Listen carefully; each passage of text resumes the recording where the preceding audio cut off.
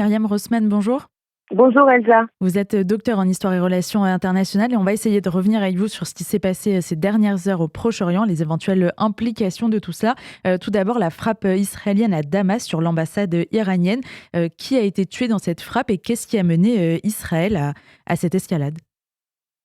Bon, alors on va être clair, Israël officiel ne dit pas que c'est elle qui a fait cet attentat. On commence par ça parce que Israël officiel dit que c'est pas nous. Alors, il faut préciser, si c'est nous ou pas, j'en sais rien, mais c'est ça la position officielle.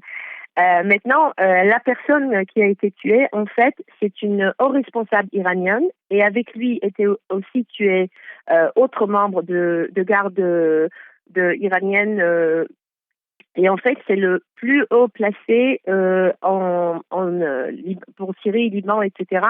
Et il ne faut pas s'oublier que depuis en 2020, on a assassiné Mournia et c'est le deuxième personne très haut placée qu'on vient d'assassiner.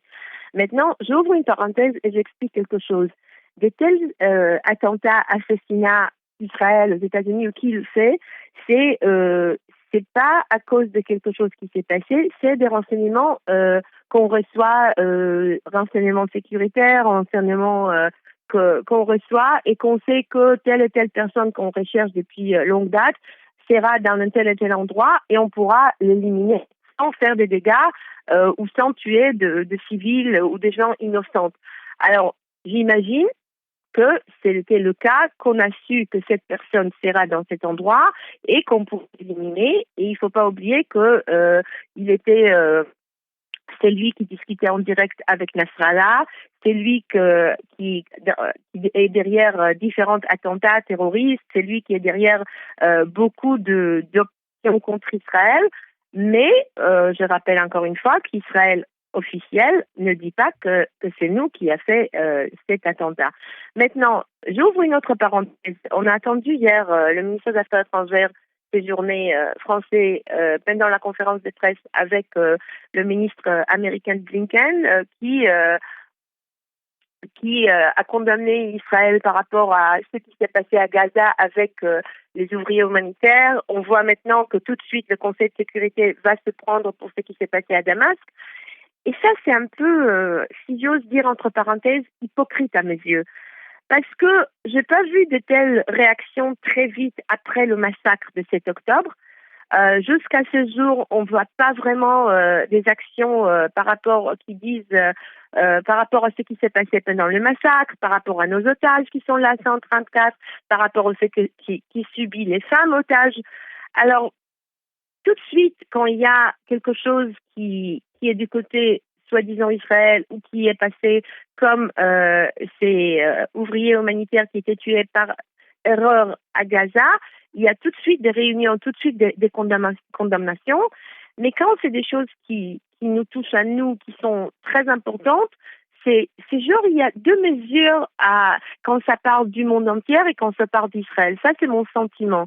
Et ça me gêne un petit peu.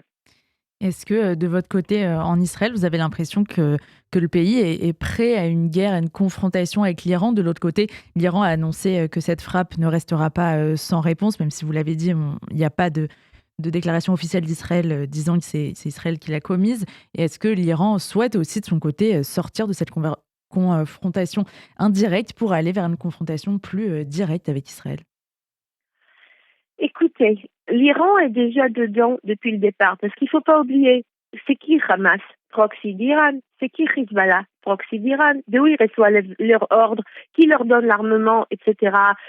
En Syrie, on a énormément des officiers iraniens, etc.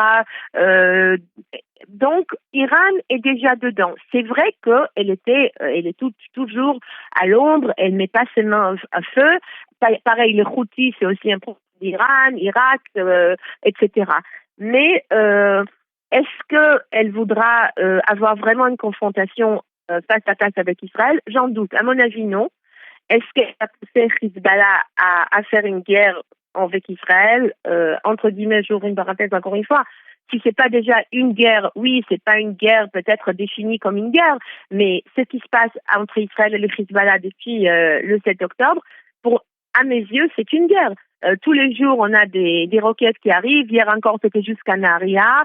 On a eu des blessés, des morts, etc. Donc, il y a des gens, des Israéliens qui sont pas chez eux depuis le 7 octobre, 6 mois ailleurs, mais toutes les localités autour de la frontière avec le Liban sont désertées. Donc, si c'est pas une guerre, c'est une grande point d'interrogation. Est-ce qu'elle va s'aggraver? Est-ce qu'elle va devenir une vraie guerre, une vraie escalade? Israël est prête à cela. L'armée israélienne se prépare à cela. Nous, on ne veut pas ça. Maintenant, l'Iran, on sait très bien, je vous rappelle l'attentat à l'ambassade d'Israël à Buenos Aires et au centre culturel juif de Buenos Aires. L'Iran, en ce moment, à mon avis, elle ne voudra pas une confrontation avec Israël, mais elle essaiera de faire un attentat. J'en doute que ça sera en Europe, parce qu'elle ne voudra pas se mettre en conflit avec des pays européens peut-être, mais on sait très bien que l'Iran est très bien installé dans l'Amérique du Sud et dans d'autres endroits. Alors peut-être, on sait que toutes les ambassades israéliennes, les représentations israéliennes dans le monde ont élevé leur niveau sécuritaire. On s'est mis en garde. Mais à mon avis, l'Iran n'a pas vraiment intérêt de rentrer parce que elle sait aussi que son pouvoir à la maison chez elle, il est pas stable. Le peuple iranien, il suit pas son gouvernement. On a vu ça dans les rues iraniennes, on a vu ça dans des manifestations, on écoute ça dans des discussions avec des Iraniens en Iran et hors Iran. Donc, à mon avis perso, je pense pas qu'il y aura une confrontation face à face. Ça va continuer derrière les rideaux, mais c'est clair que c'est Israël en face de l'Iran, parce que tout ce qui se passe dans le Moyen-Orient, l'Iran a un main dedans.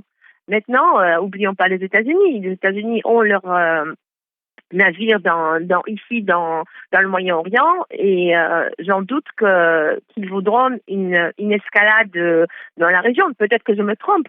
Mais à mon avis, elle continuera à faire des actions, d'opérations qu'elle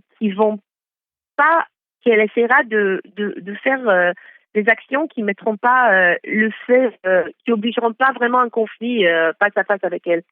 Dernière question, Myriam Rossmann, il nous reste peu de temps, mais vous l'avez évoqué, les États-Unis et les condamnations qui se sont multipliées après la frappe non intentionnelle reconnue par Israël qui a tué les travailleurs humanitaires à Gaza. Est-ce que vous avez peur que la relation avec les États-Unis se détériore encore plus et fragilise Israël? Non. Je veux dire qu'à mon avis, les relations entre Israël et les États-Unis sont très fortes. Ils datent de longue date et ils sont très forts. Bien entendu, il y a des sujets sur lesquels on s'attend pas, on voit pas les choses de même façon ou de même yeux. Et c'est pas pour la première fois. C'était déjà avec d'autres présidents et d'autres premiers ministres américains et israéliens avant. Mais à mon avis, les relations entre Israël et les États-Unis sont fortes. C'est comme des conflits, si je peux comparer dans une famille. Il y a des conflits, mais on est une famille en fait. Mais aussi, je dois dire qu'on est en guerre à Gaza et que des tels accidents tragiques, oui, je suis très triste que ces employés aient été tués, peuvent arriver.